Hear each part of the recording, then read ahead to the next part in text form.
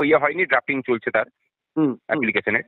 এবং সেখানে শুনছি নাকি যে সেই এমএ অ্যাপ্লিকেশন করবে ওরা, মানে একদম লাস্ট দিনের আগের দিন বা তার আগের দিন ওরা অ্যাপ্লিকেশনটা মানে ফাইল 29 করবে। তারিখ হলে 27 কিংবা 28 তারিখে অ্যাপ্লিকেশনটা করবো, হ্যাঁ, ফাইল করে সেটাকে ডিফেক্ট করে ফেলে রেখে দেবে। এবং সেই ডিফেক্ট ডিফেক্টিভ করে রেখে দেবে। বুঝতে এবার পেরেছি। সেই ডিফেক্ট কিওর করার জন্য যতটা সময় পাওয়া যায় ততটা সময়টা কি ওরা কিল করে তারপর সেই ডিফেক্টটাকে কিওর করবে। হুম, হুম, এবং হুম, করার পরে সেখানে বেশ কিছু জিনিস ওরা জানতে চাইছে যে কোন কোন কর্মচারীরা পাবেন, হুম, কোন সময় থেকে কোন সময়ের বকেয়া আছে, যেন ব্যাপারটা এমন যে তারা জানেন না আর কি। হুম।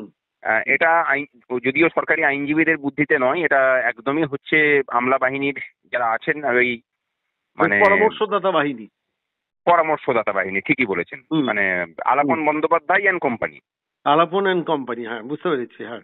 মানে মমতা ব্যানার্জি বলেছিলেন না যে ডবল ডবল চাকরির কথা, মানে হুম, হুম, সাধারণ লোক না পেলেও আলাপন বন্দ্যোপাধ্যায়রা ওই ডবল ডবল চাকরির ভাগিদার হয়েছেন আর কি। হুম, হুম, এই হুম, ডবল ডবল চাকরির মানে প্রাপকরা তারা বুদ্ধি দিয়ে সরকারকে এই পথে ঠেলছেন। হুম, হুম, এবং আরো একটা শুনছি যে চাইতে পারেন যে এই যে 25% দেওয়া হবে সেটাকে 3টে কিস্তিতে দেওয়ার মানে অনুমতি দেওয়া হোক। হুম, হুম, হুম, হুম, হুম, উম, এরকম ধরনের বেশ কিছু গ্রাউন্ড নিয়ে তারা চাইবে। হুম, তবে একটা কথা আপনার মাধ্যমেই কর্মচারীদের উদ্দেশ্যে জানাই যে হুম, হুম, এটাকে নিয়ে কিন্তু হতাশ হওয়ার কোনো জায়গা নেই। হুম, হুম, হুম, হুম, হুম, যদি এমএ অ্যাপ্লিকেশন সরকার করে, হুম, হুম, জেনে রাখবেন যে সরকার যাই করুক না কেন সেটা আমাদের কর্মচারীদের পক্ষেই ভালো হবে। এখন অনেকে জানতে চাইতে পারেন যে আমাদের পক্ষে আর ভালো কি হবে। হয়তো ঠিক। এমনও হতে পারে হুম, যে হয়তো 50% দেওয়ার অর্ডার হলো এবং সেটাকে একদম বলে দেওয়া হলো যে না দিলে পরে ব্যবস্থা নেওয়া হবে। হুম, হুম, হুম, হুম, এবং আমরাও চেষ্টা করব সেই সেটাকে যেভাবে অপোজ করার। হুম। আর আগামী 4 তারিখে যে শুনানি আছে সেই শুনানিতে এটাকে ফান্ডামেন্টাল রাইট হিসেবে প্রতিষ্ঠা করার জন্য যা কিছু করার আশা করি মামলাকারী সমস্ত সংগঠনই চেষ্টা করবে। সংগ্রামী যৌথ মঞ্চ তার সর্বোচ্চ প্রচেষ্টা দেবে। এই জায়গাটা আমার মনে হচ্ছে, মানে আমি আমি দেখুন, আমি মমতা বন্দ্যোপাধ্যায়ের মতো এলএলবি নই, মমতা বন্দ্যোপাধ্যায়ের মতো অত আইন জানি না, কিন্তু আমার মনে হচ্ছে মানে এটা যে কোনো জজ সাহেবের কাছে এই জায়গাটা আসবে, তো চলে আসবে, স্বাভাবিকভাবেই চলে আসবে, আসার কথা। সেটা হচ্ছে একটা সরকার অলরেডি তারা বুঝতে পেরেছেন, জাস্টিস করলের বক্তব্য শুনেও মানে সেদিনকে ওর ওর স্ট্যান্ড পয়েন্টটা দেখে আমার বারবার মনে হচ্ছিল, বুঝতে পারছেন যে সরকার পালানোর পথ খুঁজছে, এড়ানোর পথ খুঁজছে, যার জন্য 2 বছর প্রায় 33 না 35 মাস ধরে দিয়ে মামলাকে লিঙ্গারিং করেছে। আমার খালি বারবার একটা প্রশ্ন মনের মধ্যে দেখা দিচ্ছে বলে আমি আপনাদের সঙ্গে শেয়ার করছি।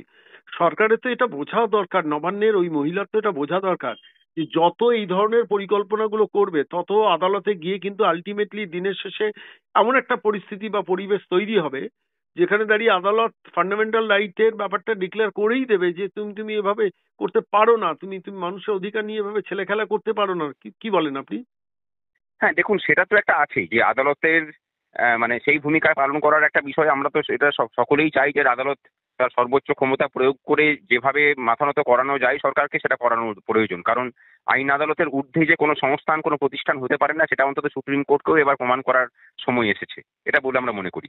কিন্তু তার উল্টো দিকও একটা আছে যেটা আমার কাছে খুব ইম্পর্টেন্ট। হুম, সেটা হলো যে এই রাজ্যের কর্মচারীরা, মানে আমাদের রাজ্যে দেখবেন যে একটা কালচার তৈরি হয়ে গেছে যে কত কম শ্রমে আমি কত বেশি মানে অর্থের আগমন করতে পারি, হুম, হুম, সংস্থান করতে পারি। এবং হুম, এইটার প্রমাণটা কি বলুন তো, মানে বাঙালি জাতি আজকে যে জায়গায় গিয়ে দাঁড়িয়েছে হুম, যে আমি শ্রম করব না কিন্তু আমি বড়লোক হওয়ার জন্য লটারি টিকিট কাটবো যাতে রাতারাতি বড়লোক হওয়া যায়।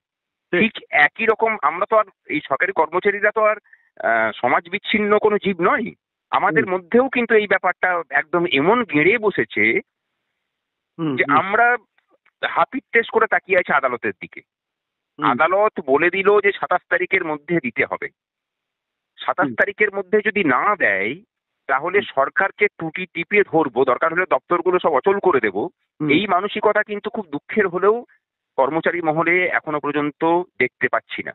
হুম, হুম, আমরা হুম, একটা প্রচেষ্টা কর্মচারীদের পক্ষ থেকে করব। কর্মচারীদের সামনে তো সুযোগটাও তৈরি করে দেওয়া দরকার। সংগ্রামী যৌথ মঞ্চ সেই সুযোগটা তৈরি করার চেষ্টা করবে ঠিক। যে আদালত পথে নামার, দরকার হলে নবান্ন অভিযানের ডাক দেওয়া হবে হুম, সর্বোচ্চ শক্তি নিয়ে। চাইবো হুম, যে কর্মচারীরা সেদিন আসুন। আদালতের লড়াই তো আদালতে চলছে, হুম। কিন্তু আদালতের বাইরের লড়াইটাও সমান গুরুত্বপূর্ণ। এই সরকারকে আদালতের বাইরেও চেপে ধরা দরকার যেভাবে আদালতের ভিতরে চেপে ধরা হচ্ছে। আপনাকে একটা খবর দিই ভাস্করবাবু, আপনি নিশ্চয়ই খবরটা রাখেন। সেটা হচ্ছে সরকার ডিএ দিচ্ছে না, ডিএ মারছে সরকারি কর্মচারী যারা তৃণমূল কর্মচারী ফেডারেশন, ওই মানুষ ভূঁইয়া, প্রতাপ নায়কদের সঙ্গে দৌড়োদৌড়ি করছেন, ছোটাছুটি করছেন, তাদের নিচ্ছেন, তাদের একটা অন্যভাবে বশীভূত করে রাখছেন। এই খবরটা আপনি নিশ্চিতভাবে জানেন। তাদের হ্যাঁ। পোস্টিং গুলো নিয়ে একটা বড় খেলা চলছে। তাদের পোস্টিং গুলো তাদের বাড়ির কাছে, তাদের সুবিধে মতো, এবং যখন তখন অফিস থেকে বেরিয়ে যাওয়া, যখন তখন ছুটিতে চলে যাওয়া, যে কোনো আহ, মানে সুযোগ সুবিধে উপঢৌকনের বৃত্তের মধ্যে তাদের পৌঁছে দেওয়া, মানে একদম অফিস টাইমের মধ্যে যেটা বেরোনোর কথা নয় সেই সময় দাঁড়িয়ে তারা ফেডারেশনের কাজ দেখিয়ে ওই ফুড কর্পোরেশনের অফিসে গিয়ে সময় কাটাচ্ছেন। এরকম টুকরো টুকরো প্রচুর তথ্য আমাদের কাছে আসছে। এই প্রতাপ নায়ক বাহিনী ওই নবান্নের গ্রিভেন্স সেলের একতলায় গ্রাউন্ড ফ্লোরে বসে একটা ঘরে বসে করছেন। ওই প্রতাপ নায়কের পাশে যারা বসেন তাদেরই মধ্যে একজন আমাকে ডিটেলটা খবরটা দিয়েছেন। আরেকটা খবর আমি নবান্নের অর্থ দপ্তর থেকেই পেয়েছি, একদম অর্থ দপ্তর থেকে আপনাকে বলছি। সেটা হচ্ছে আপনি যেটা বলছেন মিলে যাচ্ছে, যে এই মডিফিকেশন অ্যাপ্লিকেশনের এই যে কৌশলটা, শেষ মুহূর্তে অ্যাপ্লিকেশন জমা দিয়ে ডিফেক্টিভ করে রেখে ডিএটা না দেওয়ার একটা ছলাকলা কৌশল চেষ্টা হচ্ছে।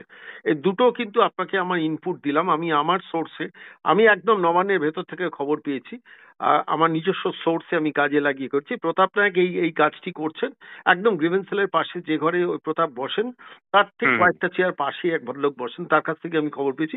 তিনি বলেছেন, আমার নামটা বলবেন না কিন্তু আমি বলছি, আপনি বলতে পারেন বলে আমি আপনার সঙ্গে শেয়ার করলাম। দেখুন, এই বদলি নিয়ে যে নোংরামিটা চলছে হ্যাঁ, এবং বদলি নিয়ে যে র্যাকেট চলছে সেটা তো আমরাও জানি। আমরা তো অভিযোগ করেছিলাম প্রেস আমি কনফারেন্স করে আমি যে আপনার সঙ্গে এই প্রতিবেদন পেশ করার সময় আমি আমাদের দর্শকদের উদ্দেশ্যে একটা তথ্য বলে রাখি, আপনার মারফতেও বলছি, আপনার কাছেও। এই বদলি নিয়ে যে অসভ্যতা সারা রাজ্য জুড়ে এই মুহূর্তে হচ্ছে পশ্চিমবঙ্গে, অসভ্যতার বদলি বিভিন্ন জায়গায় করা হচ্ছে, এই বদলিগুলো সংক্রান্ত কোনো খবর থাকলে দয়া করে ভাস্করবাবু আপনাদের কাছে পৌঁছোক, আপনারা আমাদের দেবেন। এগুলো মানুষের কাছে পৌঁছে দেবো কিভাবে, মানে কিভাবে, আমি আমি নবান্নের ভেতরে তথ্য পেয়েছি, যার ওই ডিপার্টমেন্টে থাকার কথা নয়, একদম সরকারি সার্কুলার অনুযায়ী তিনি ইললিগালি ওই দপ্তরে বসে আছেন, সেই খবর আমাদের কাছে এসছে।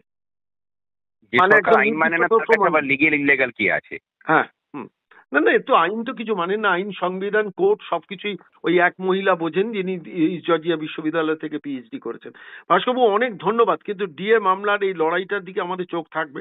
এবং আমরা একটাই কথা বলি যে হতাশ নই, হুম, এবং পরিশেষে একটা কথা খুব জোর দিয়ে বলি এবং আপনাদের মাধ্যমে সমস্ত কর্মচারীদেরকে বলতে চাই হুম, যে হতাশ হবেন না, হতাশার কোনো জায়গা নেই। আমরা আমাদের জয়ের দোরগোড়ায় এসে পৌঁছেছি। এক্সট্রা টাইমে খেলা চলছে, হুম, বাঁশি বাজলে পরেই জয়ের হাসিটা কর্মচারী পক্ষই হাসবে। হুম। আর অস্থায়ী কর্মচারী, আবার শেষ করার আগে বলি, অস্থায়ী কর্মচারী আর কর্মচারী রিক্রুটমেন্ট এই দিকে একটু নজর রাখুন। হাজার আমরা হাজার পদ বিভিন্ন একটা জায়গায় রূপরেখা তৈরি করেছি, হ্যাঁ, খুব তাড়াতাড়ি হয়তো আপনাকেও সেটা জানাবো যে কোন রূপরেখাতে আমরা চলছি। একটু জানাবেন। আর ডিএ সংক্রান্ত হেল্প ডেস্কে আপনারা একটু প্রোঅ্যাক্টিভ রাখুন, এটা আমার অনুরোধ রইল আপনাদের কাছে।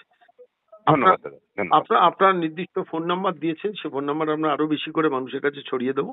কিন্তু আমার আপনার কাছে বলা হইল, ডিএ সংক্রান্ত প্রচুর তথ্য আমাদের কাছে আসছে। বিভিন্ন রিটায়ার্ড কর্মচারী, তাদের দিকটা বেশি করে দেখুন। সরকারি কর্মচারী